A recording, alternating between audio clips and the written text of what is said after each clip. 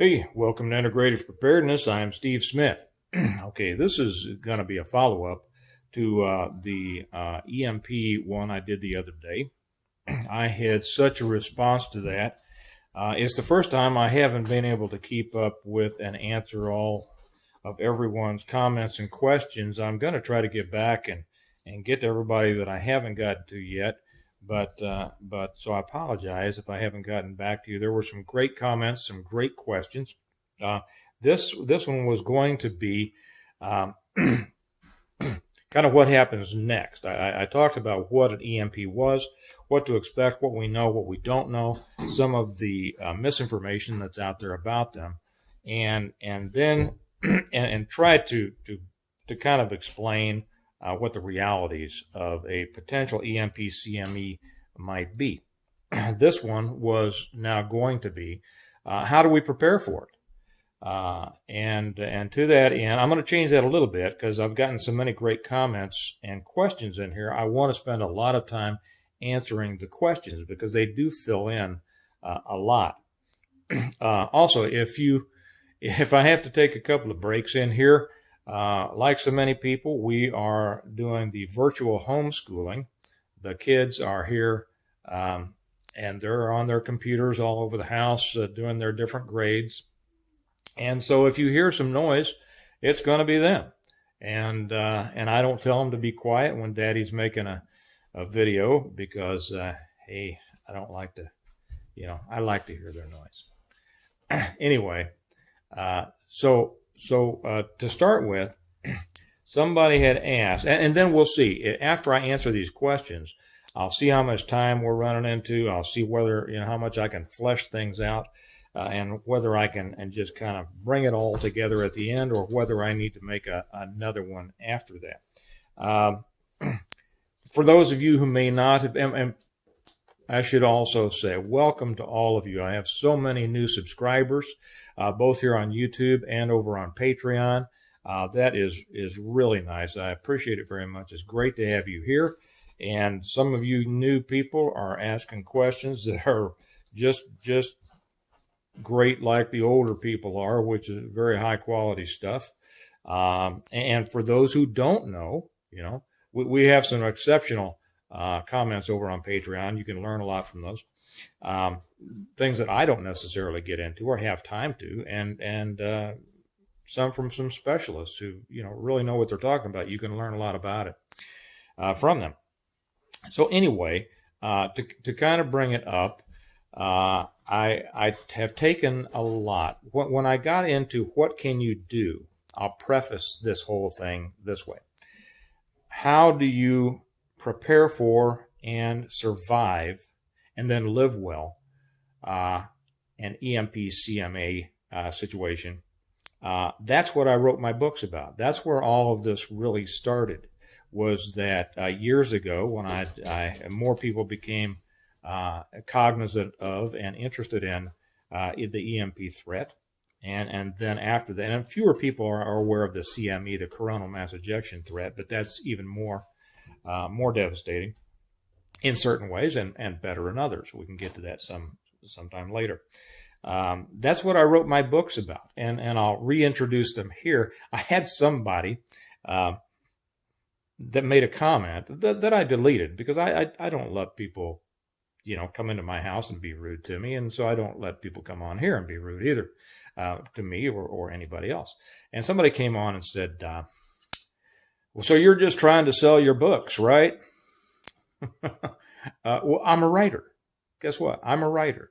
I am a writer who writes about preparedness and survival and things like that. And yes, one of the reasons that I started this channel was to talk about and highlight the books, and it became a little bit more than that. But still, the subject of EMP CME was what the books were all about. Hey, sweetie, could you turn down those lights a little bit there for me? Yeah, the ones in the dining room. I think that the people here are getting a glare off of my glasses because those are turned up real high. That's fine. Well, we'll see if that helps a little bit. Okay, can you turn? Yeah, that helped a lot. Can you turn down these ones in the entryway too, just a little bit? I'm sorry that you are having to watch all of our preparations here. Well, I think that helped a little bit. Thank you, sweetie. That's my daughter. And she's taking a break from her schooling. Anyway, that's where all this came from. I wrote an entire series of books, still am actually. I'm working on the fifth one. The first one was The Reversion. Oh, so I should back up just another moment.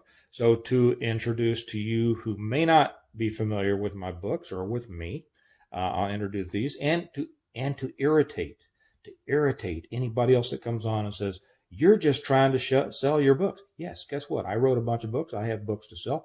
They sell all over the place on Amazon, over the world, and some people think they're pretty good. So there's no reason for me not to let you know about them, right? And if you haven't read them and you'd like to, I hope you enjoy them. So the first one is The Reversion. It's about an EMP-CME situation. I won't tell you exactly what the situation was. You find out about that in the end of the second book, which is The Revival. Okay, and then we get into the rebuilding of communities and societies in The Renewal, and then we start to find out what's going on throughout the rest of the continental United States in the fourth book that just came out. I'm getting a shine. An Appeal to Heaven. Okay, so there's my name down there. Those are the book collectively referred to as the Stonemont series, and if you've read the book, you know that. All you Stonemonters out there know that. And hey, I appreciate all your comments and your compliments. So now let's get back. And so those books contain just about every answer to every question I've ever gotten. Okay, so if you want all of the answers in a story form that many people think is a pretty good story, they're in the books, and I do recommend that you have them. There are a number of books that I do recommend. I tell you one that's not mine is Joe Fox's book, his preparedness book. Gosh, I should have looked this up. It's kind of a long title. A survivalist family.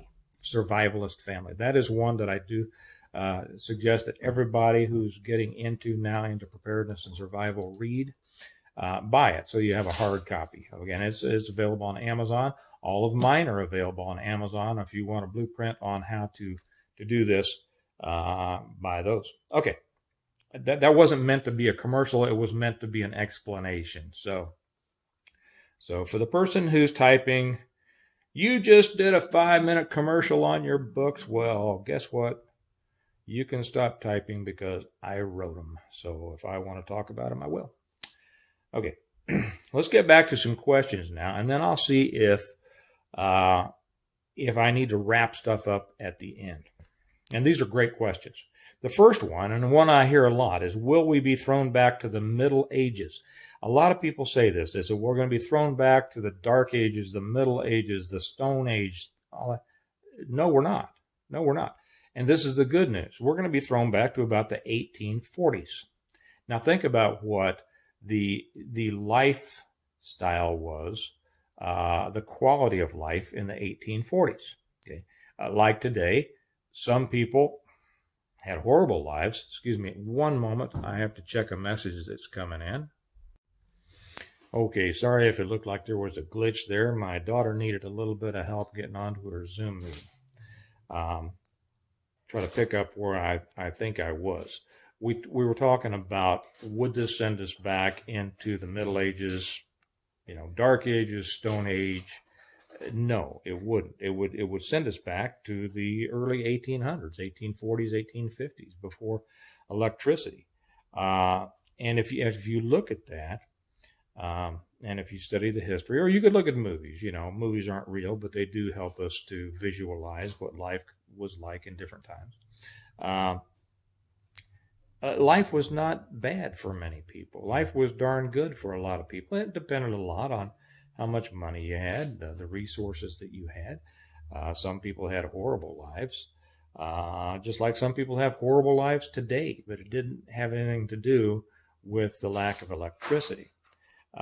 Each generation feels that they are living in the most modern of times, and they look at the generations before them and wonder, my gosh, how in the heck did they do it? How did they survive? I'm sure glad I didn't live back then.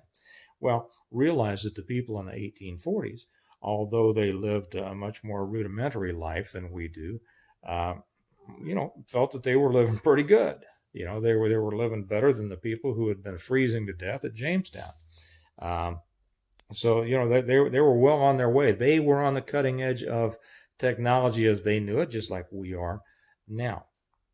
So no, it would not necessarily be a bad life.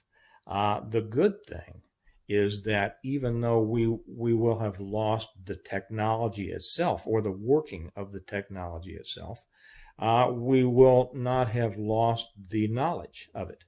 And even if, many of the electrical engineers are taken out during the first, 12 months, a lot of people are going to be left who have those knowledge sets. If you've read the books, I kind of take everything back through here, and that's why in my book I reflect on people that I know.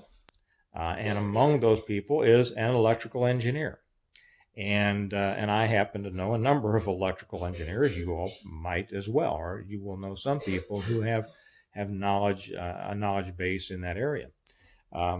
Within, and I explain, I show in the books that life can be fairly good after that. Now, it's not going to be good if you're living in the city. It's not going to be good if you're trying to live in the suburbs. But if you are living out in a situation where stone mine occurs, life will not, go down a drain. Now, within a year and a half, maybe in the books, I have them redeveloping energy. So this idea that we're going to continue to live in a future perpetual darkness is not true, because people are going to, as soon as they, get past the initial survival stage, they're going to say, okay, now how do we get some lights going? Okay, they're going to do that, and they're going to want to get back to a quality of life that they were used to before. Now, it'll be a long time before we get back to making microprocessors and things like that, but they're going to be able to put back together energy production the way they did it in the old days, and it can be pretty good. So that's that. Will it throw us back to the Middle Ages? No, it's going to throw us back to a time before everyday flip of the switch electricity. But human beings will come back, and they will come back quickly. Okay, here's one from Fred, a question. Steve, do you trust God to provide after everything has run out?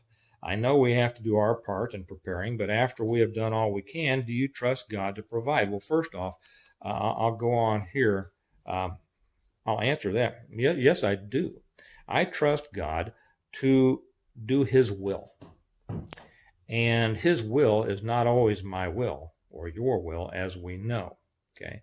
I know a lot of people, and you probably do too, when we talk about preparing, and they say, well, I just trust God. I'm not, God will take care of me.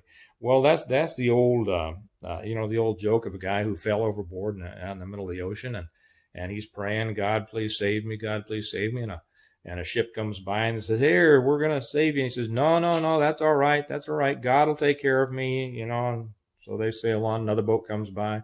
Same thing. Here, we're going to, throw you a line. No, God will take care of me. And they say, well, okay. And they go on. And pretty soon the guy drowns, and he gets up to heaven, and he says, Lord, why didn't you save me? And God says, I sent you 2 boats.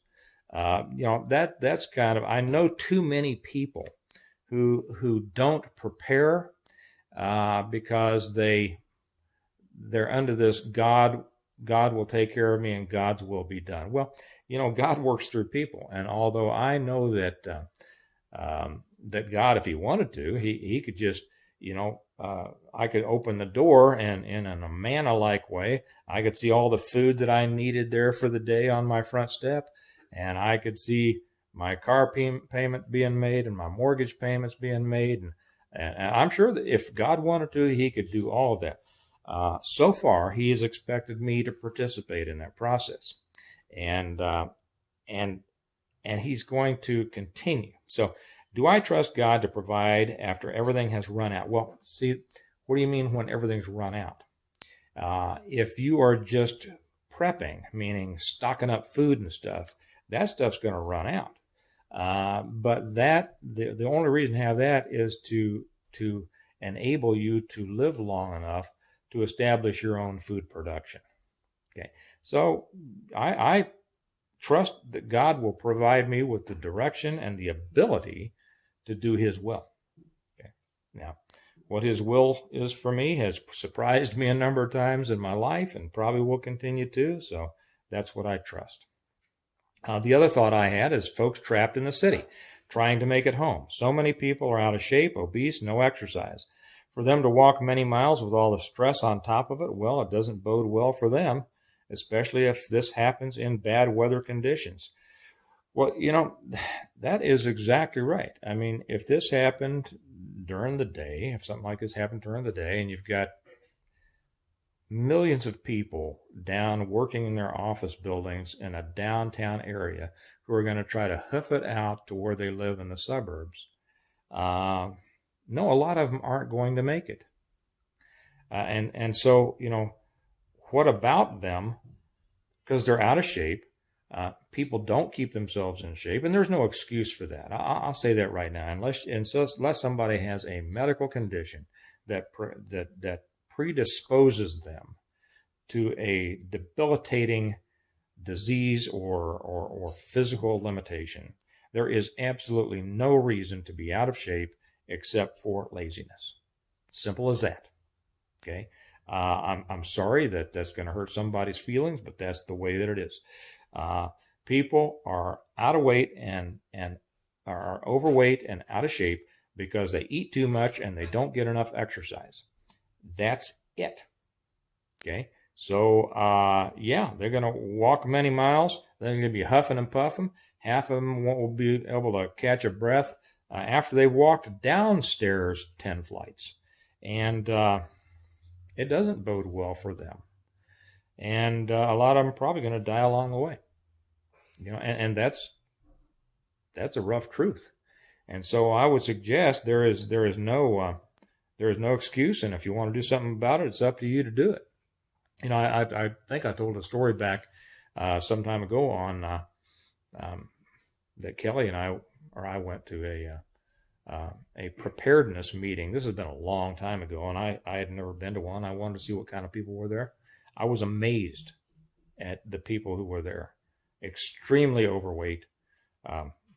Those who weren't extremely overweight, you could tell they weren't healthy. And yet they thought they knew all about it. They all thought they were experts on preparedness when really their knowledge was extremely rudimentary. Okay, so and in bad weather, it doubles. Things are a lot harder in the cold and the snow and the rain. Joseph says it would be really hard not to feed others. That's right. I think he was referring to here when I explained to the people. Somebody asked a question, what's my trigger for getting out? Because I live in the suburbs. And he says, what's my trigger for getting out? My trigger for getting out is when I realize that there is an EMP or a CME situation occurring. Because of my background, because of my interest, and because of my attention, I'm going to know it pretty quick. And we are going to be headed out right then. The main reason for that, and I think I said in the last one, I'm fairly sure that I would be able to defend and protect my location here. But that would mean killing people. And I don't want to when I can't help it. No matter how much, and I could probably in my location raise as much food, and we do that, raise as much food as needed to provide for my family. The problem is this. Not everybody around, very few people around me are in that same situation. We have some great neighbors. We have good neighbors that we like. We know them, good people. But when it all stops and they run out of the food in their house in about a week, and during that time, everybody would be talking, what do you think is happening? What are we going to do? Why isn't there any help here? Why isn't the government here? And many of my neighbors know about me. They know about the books that I write and what I'm involved in. And when their food runs out, they're going to be coming over to me and asking if they can have a can of beans for their kids. And it would be almost impossible for me to look them in the eye and say no. Now, that's one thing, but for their kids, that's another thing. But I don't have enough to provide for my family and everybody else that I know and everybody that they know. And that's how these things happen. As soon as you give a can of beans to your neighbor, the other neighbor finds out, can we have a can of beans? We have kids too. How do you say no to that? I couldn't. And yet every can of beans that I give away is a can of beans my kids may need in order to survive. And I encourage people, if you need to make this real, if it's not real in your head yet, imagine the faces of your kids or your grandkids looking at you saying they're hungry, can I have something to eat? And you don't have anything to give them, and you won't anymore. And then go through a mental exercise that will be mentally crippling, and imagine them starving to death. Now, that's going to happen to the majority of people.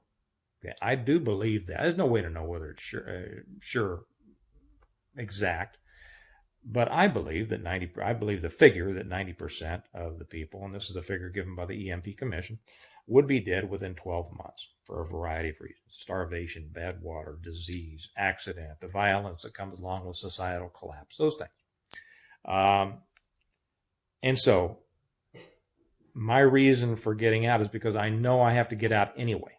Okay, and I know that when I finally got to the point where I had to tell people I can't give you any more food, they're going to come get that food because they're not going to let their kids starve. And then what happens? Then I got to start killing people, and I don't want to do that. For that reason, that's my main reason. That's my trigger. As soon as I see what's happening, my family and I are on the road to our secondary location. Okay.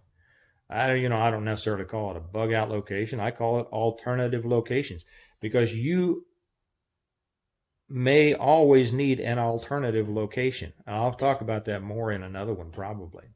But your alternative location might be your permanent, meaning that you'll never have to move again, and it might not. You might have to move in a week, or 2 weeks, a year. Okay, because of what's going to be happening, in the country as this thing progresses. So that's why I would leave, because I don't want to be in that position of having to say no and then possibly having to kill people who wouldn't take my no as an answer, and I couldn't stand to watch their. So you might say, well, this is very selfish. This is very, you're being a jerk just because you don't want to watch people starve, and you don't want. Well, hey, do you have enough food to feed everybody for years? If you do and you want to stay there, have at it. But I don't. And we have our priorities, and the Lord has given me my priority of my family, and after that, whoever I can take care of, and only to the extent that I can. Okay, that was a good question, Joseph. That's a moral and an ethical question, but it can be different for other people. Steven says, this current situation exposed a lot of weak points in my preps. Yeah, I bet it is. And I say, use every one of these things, whether it's a warning, whether it's a grid down, whether it's a water boil order. Use every one of these things as a way to check your preps. Do you have what you needed? What if this is it? What's the things that you don't have? And then if we get through this, you better go get them. He said it started at the beginning of the growing season so people could start gardens and such, but for something to happen this time of year, you could be waiting a long time for produce, a year's food stored and plenty of seed potatoes. Yeah, that's right. In my book, I had it happen at the beginning of the growing season, and I did that for a reason.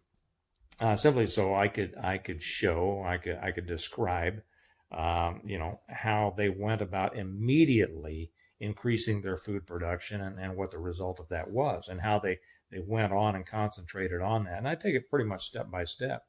But if it was going to be an EMP situation as opposed to a CME, EMP meaning that it's usually a nuclear induced, the time to do it would be October, November, at the beginning of the cold season.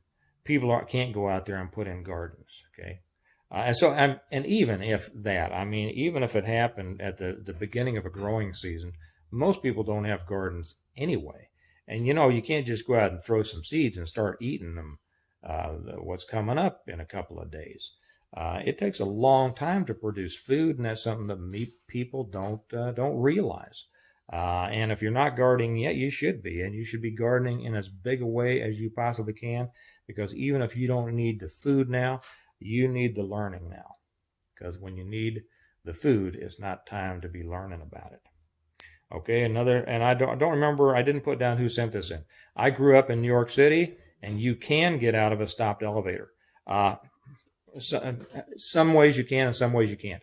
I have been in emergency services, and part of my job was getting people out of elevators, okay? And I have it in my book, I think the second chapter, to where a Christian tells somebody, okay, I've been getting people, before he walks off his job as a security officer at a hospital. He says, I've been getting people out of elevators. Okay, if you're outside the elevator, there are ways to get into an elevator. Okay, there is a special key used in a special way. Now, that doesn't always work. Sometimes it works, sometimes it doesn't. Sometimes you have to recycle the elevator, and that takes electricity. Other times, you need tools that the fire department has.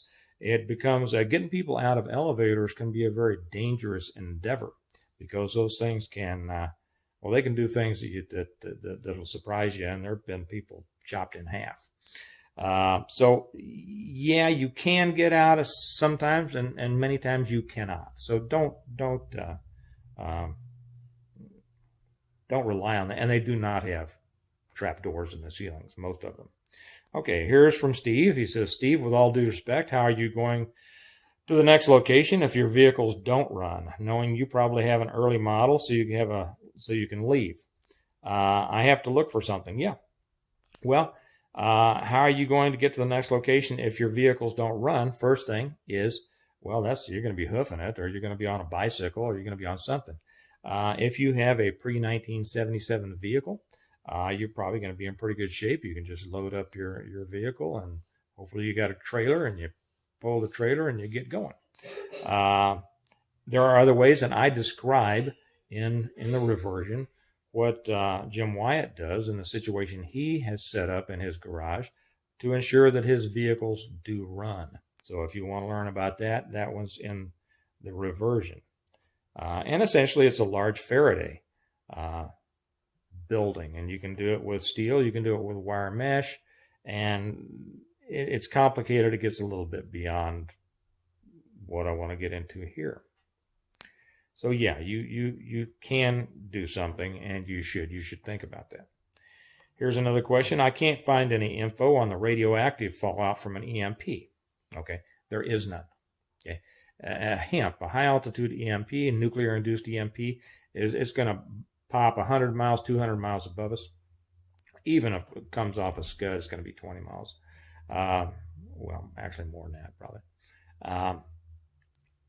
You're not even going to know that it happened. There is no nuclear fallout. There's no nuclear danger from it. The only reason you'll know it happened is because nothing works. Okay, so you don't have to worry about that. He says, I packed my wife a go bag to get back home from work in a city, a 5-day walk, and I called it, and she isn't allowed. I called, and she isn't allowed to have a gun locked in her trunk on campus. Well, okay, I'm not sure what kind of campus this is. If it's a college campus, business campus, it's a 5-day walk. I hope she's got a good bag, some good walking shoes, some food. And if she doesn't have a gun, a woman trying to make it out of a city by herself, walking for 5 days without a gun, I'd say her chances for getting home are questionable. Hey, everybody's got to make their own call. But just because somebody says I can't have a gun in my trunk, my question would be, who's going to search it? I'm not sure that if I couldn't somehow get a gun there, I'd try to find a way to get a gun close to me. Okay, he's concerned about the fallout. No, there's not going to be any fallout. I hooked her car up with an EMP shield. I don't know if those will work or not. And really nobody else does either. I know they sell them. They sell EMP protection blankets, all sorts of things. Some of these are tested with, laboratory EMP surges, not real ones, not CMEs. So I don't know if they work or not. I'm not going to have an opinion on that. Obviously, the roads would be clogged but any miles is better than none. That's right. I also put a foldable bike in her car with the bag. That's an excellent idea. People who carry bikes in their car, that's the way to get home. Matter of fact, that's the way that Jim Wyatt gets home in the first book, The Reversion. I pray it goes off while I'm at work and she's home, or God will send angels to protect her. Yes, that's right. Also, almost 100% sure they would pop it while everyone is at work for maximum effect. Probably right. A cold day. Can't wait for the next one. I don't know if he's talking about the book or the next video. So if it's a video, here it is. Not wanting to watch my small kids starve to death in front of me is the reason I started this also. That's right. And more people ought to really envision that, visualize that. Stop making this just a mental exercise and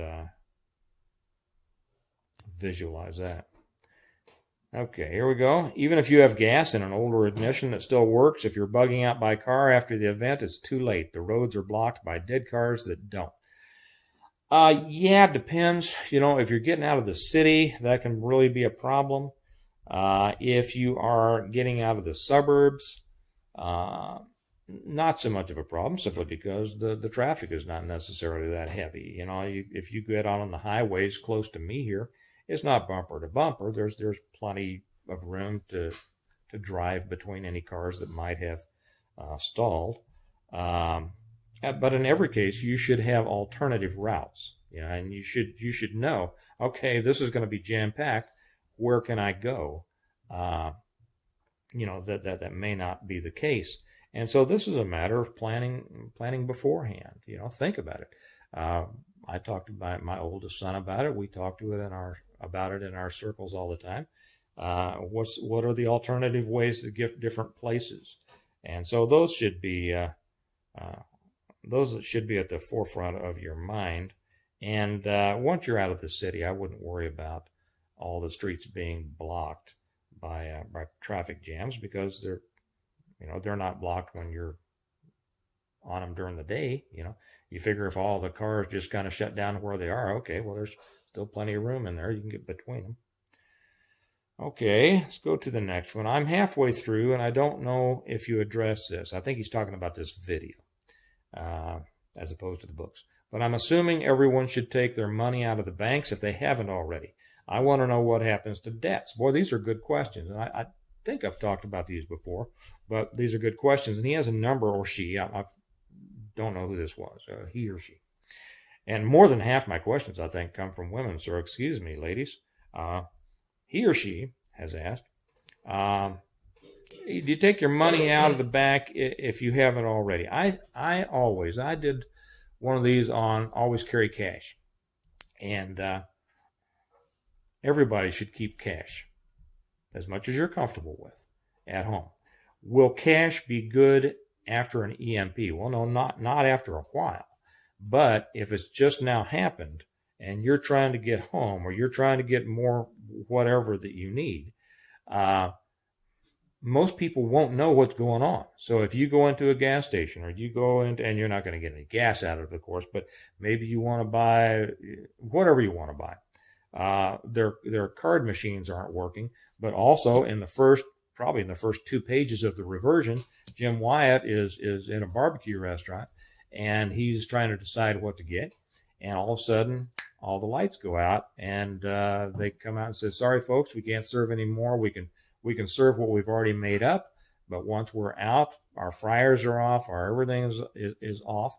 We can't take any cards, debit or credit cards. So anybody who has cash, we can serve your orders until whatever's prepared has run out."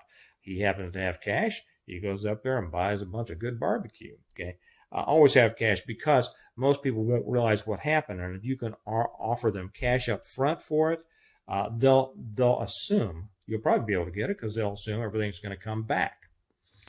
Okay, I want to know what happens to debts. Well, if you're still paying off a new car, a house mortgage, etc., how does that work? Well, okay. If an EMP or a CME happens, that means that pretty much everything is gone. Figure out, all electricity, all electronics are not working. How do you pay for your mortgage? Okay. How do they keep track of it electronically? Okay. All that's kaput. Even if it's still saved on servers, if 90% of the people are going to be dead in 12 months, and that's probably true, there's not going to be any such thing as a mortgage company. There's not going to be any such thing as a bank. Money won't mean anything. All those ones and zeros that make up whatever we have in a bank account, that's going to be gone. It doesn't mean anything. What's going to happen is that the house that you're in is yours as long as you can defend it. That's about it. Because it's going to take, essentially, we're starting over. And there will be people wanting to take what you have. And their ability to do it is going to be stopped only by your ability to stop them. Okay? There's not going to be any police to go to, not going to be any courts to go to. Everything that makes a functioning society is going to be gone.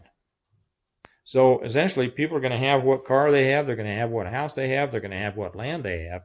They're not going to owe anybody for it anymore, because the bank that used to own it, that bank doesn't exist anymore. So who owns it? You.